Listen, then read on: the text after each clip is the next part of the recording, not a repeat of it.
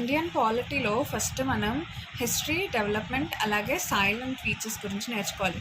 First అసలు మనకి historical background అనేది తెలియాలి పాలిటీ గురించి తెలియాలి అంటే. సో అసలు how did the British came in to India అంటే అసలు బ్రిటిషర్స్ ఇండియాలోకి ఎందుకు వచ్చారు? మన అందరికీ తెలుసు బ్రిటిషర్స్ ఎందుకు వచ్చారు ఇండియాలోకి అంటే వాళ్ళు ట్రేడ్ చేయడానికి, అంటే స్పైసెస్ని ఇండియాలోంచి తీసుకుని వెళ్ళి ఇంగ్లాండ్లో అమ్మకొనడానికి వచ్చారనమాట. సో అయితే ఏమవుతుంది అంటే ఈ ఈస్ట్ ఇండియన్ కంపెనీ వాళ్ళు ఉన్నారు కదా, సో వాళ్ళకి పార్లమెంట్ ఉంటుంది. సో పార్లమెంట్ ఏం చేస్తుంది అంటే ఒక చార్టర్ అనేది ఇస్తుంది. దాన్నే ఈస్ట్ ఇండియన్ కంపెనీ చార్టర్ అని చెప్పి అంటారు. సో దీనిలో ఏం రాసి ఉంటుంది అంటే ఒక చార్టర్ అంటే ఒక పేపర్ లాంటిది. సో దాని మీద రాస్తారనమాట, మీరు 15 years పాటు ఈస్ట్ పార్ట్ అంతా కూడా వ్యాపారం చేసుకోవచ్చు. అది కూడా మోనోపోలీ అంటారు. మోనోపోలీ అంటే ఏంటి? ఓన్లీ ఈస్ట్ ఇండియన్ కంపెనీ మాత్రమే వ్యాపారం చేసుకోగలుగుతుంది ఇంగ్లాండ్లో. ఇంకా వేరే ఏ కంపెనీ కూడా వ్యాపారం అనేది చేసుకోదన్నమాట, అంటే చేసుకోకూడదు అని చెప్పి ఆ చార్టర్లో రాసుంది.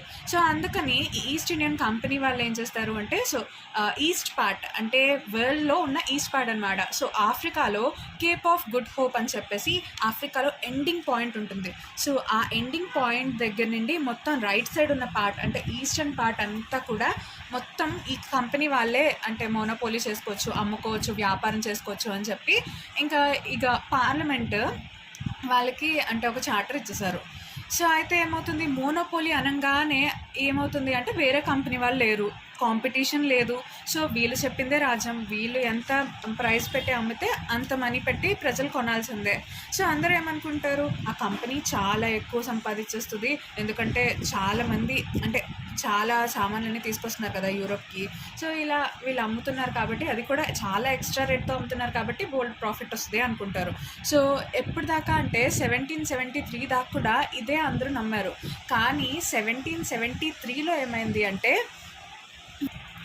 కంపెనీ వాళ్ళు ఏం చేశారు అంటే 1 million rupees 1 million England government దగ్గర అంటే బ్యాంక్లోంచి అప్పు తీసుకోవడానికి వెళ్ళారనమాట.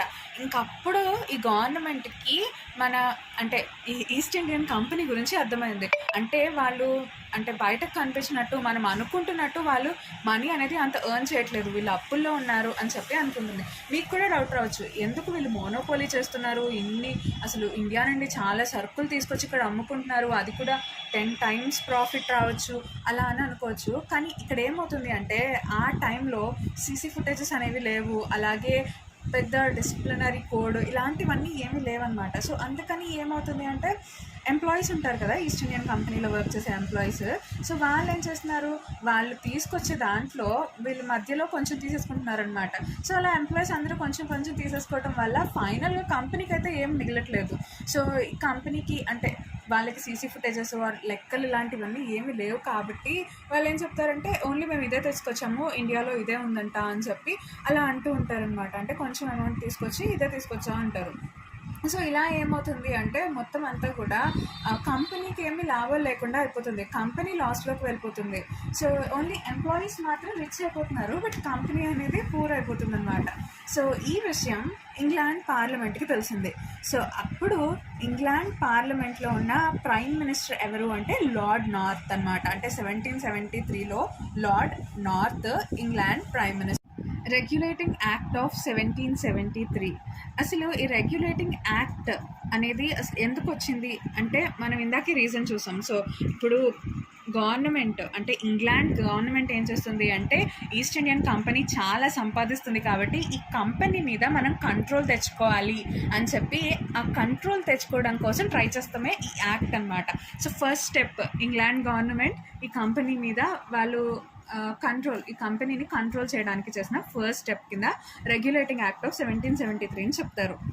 సో ఏంటి అంటే ఈస్ట్ ఇండియన్ కంపెనీ అప్పటికే 1768 ఆ టైంలోకి వచ్చేటప్పటికి అమెరికాలో టీ సేల్స్ అనేవి మొత్తం తగ్గిపోతూ ఉన్నాయన్నమాట. అంటే ఈస్ట్ ఇండియన్ కంపెనీ మెయిన్గా టీ అనేది సేల్ చేస్తూ ఉండేది అమెరికాలో వాటిలో. సో అప్పుడు వీళ్ళ సేల్స్ అనేవి తగ్గిపోతూ ఉన్నాయి, ఎందుకంటే కరప్షన్ వల్ల. ఇందాకే మనం చెప్పుకున్నాం కదా, సో ఎంప్లాయీస్ దగ్గర ఉండే కరప్షన్ అనేది చాలా ఎక్కువైపోతుంది. సో అందుకని ఈ యాక్ట్లో ఏం చేస్తారు అంటే ప్రతి ఎంప్లాయీ కూడా అసలు వాళ్ళు అంటే వాళ్ళకి ఓన్గా వాళ్ళు సేల్ చేయకూడదు, ఏమీ కూడా అమ్మకూడదు అనమాట, వాళ్ళంతటి వాళ్ళు అమ్మకూడదు, కంపెనీ పరంగానే అమ్మాలి అని చెప్పి ఈ ఈ యాక్ట్లో వాళ్ళు మెన్షన్ చేస్తారు. అలాగే కోర్ట్ ఆఫ్ డైరెక్టర్స్ ఉన్నారు కదా, వాళ్ళు ఏంటి అంటే వాళ్ళ రెవెన్యూ అంటే వాళ్ళకున్న ఆదాయం మొత్తాన్ని కూడా సబ్మిట్ చేయాలి. అంటే వాళ్ళకి ఏమేమి ఆదాయం ఉంది ఇదంతా కూడా రిపోర్ట్ చేయాలి, అంటే వాళ్ళకి చెప్పాలన్నమాట కంపెనీ వాళ్ళకి. అంతేకాదు అంటే ఆ టైంకి అంటే ఈస్ట్ ఇండియన్ కంపెనీ బ్యాంక్తో అంటే ఇంగ్లాండ్ బ్యాంక్తో అప్పటికే మనీ అనేది అప్పు తీసుకుందనమాట. బోత్ గవర్నమెంట్ దగ్గర తీసుకుంది, అలాగే బ్యాంక్ దగ్గర, రెండింటి దగ్గర కూడా అప్పుల్లో ఉంది. అండ్ అలాగే ఈ స్టెప్ అనేది మనం ఆల్రెడీ చెప్పుకున్నాం కదా. సో ఫస్ట్ స్టెప్ అనమాట గవర్నమెంట్ అంటే కంపెనీని తన చేతిలోకి తీసుకోవడానికి చేసిన ఫస్ట్ స్టెప్. అలాగే ఇంకొక ఇంపార్టెంట్ పాయింట్ ఏంటి అంటే ఈస్ట్ ఇండియన్ కంపెనీ అడ్మినిస్ట్రేషన్లో 3 ప్రెసిడెన్సీస్ ఉండేవి. ఆ 3 ప్రెసిడెన్సీస్ ఏంటి అంటే కోల్కతా, మెడ్రాస్ అండ్ బెంగాల్.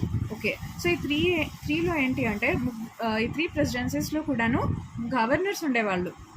కానీ ఎప్పుడైతే ఈ యాక్ట్ వచ్చిందో సో ఇప్పటి నుండి ఈ గవర్నర్స్ అనేవాళ్ళు గవర్నర్ జనరల్ కింద మారారనమాట. And first governor general of Bengal వచ్చేసి వారెన్ హ్యాస్టింగ్. సో ఇది చాలా important, Warren Hasting first governor general of Bengal. And అలాగే ఈ గవర్నర్ జనరల్ ఆఫ్ బెంగాల్ని మెయిన్గా చేశారు. ఇండియాలో మెయిన్ అంటే గవర్నర్ జనరల్ ఆఫ్ బెంగాల్ అనమాట. సో బెంగాల్ తర్వాతే మద్రాస్, అలాగే కోల్కతా. సో మద్రాస్ అలాగే కోల్కతా కూడా ఈ గవర్నర్ జనరల్ ఆఫ్ బెంగాల్ చెప్పిన మాటలే వినాలి అన్నట్టు రాశారనమాట. అండ్ అంతేకాదు ఒక సుప్రీం కోర్ట్ని కూడా ఏర్పాటు చేశారు 1774లో. అది కూడా ఫోర్ట్ విలియం అంటే క్యాల్కట్టాలో ఈ కోర్ట్ని చేశారు. అంటే బెంగాల్ క్యాపిటల్ వచ్చేసి కోల్కత్తా కదా. సో అప్పట్లో కల్కత్తా అనేవాళ్ళు బ్రిటిషర్స్ కోల్కతాని.